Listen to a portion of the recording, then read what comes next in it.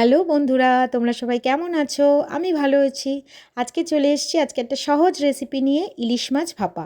তোমরা সবাই কম বেশি বাড়িতে ইলিশ মাছ ভাপা করে থাকো। আমিও আজকে করেছি, তাই তোমাদের সাথে শেয়ার করলাম। বর্ষাকাল এসেছে আর ইলিশ মাছ খাবো না, এটা হতেই পারে না। তাই চলে এসেছি আজকে ইলিশ মাছের একটা সহজ রেসিপি নিয়ে।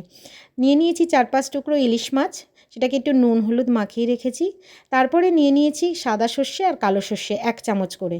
ওটাকে আধ ঘন্টার জন্য একটু জলে ভিজিয়ে রেখেছিলাম। তারপরে একটা মিক্সিং বোলে সেই সর্ষে বাটাটা দিয়ে একবার একটু ঘুরিয়ে নিয়েছি।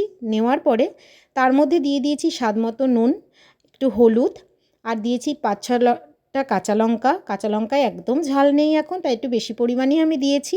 তোমরা তোমাদের পরিমাণ মতো দিও। আর দিয়েছি কয়েক টুকরো নারকেল দিয়ে সেটাকে ভালো করে পেস্ট করে নিয়েছি। এইবারে একটা স্টিলের বাটিতে, তোমরা চাইলে অ্যালুমিনিয়ামের বাটিতেও এটা করতে পারো, আমি স্টিলের বাটিতে করেছি। তো প্রথমে একটুখানি সর্ষের তেল মাখিয়ে নিয়েছিলাম।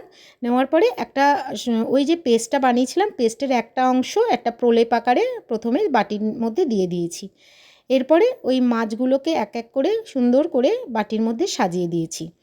দেওয়ার পরে ওই যে পেস্টটা ছিল বাকিটা, সেই বাকি পেস্টটা ওপর থেকে পুরো দিয়ে দিয়েছি। আবার পুরো মাছের গায়ে পুরো যেন ভালোভাবে লেগে যায় এমনভাবেই দিয়েছি।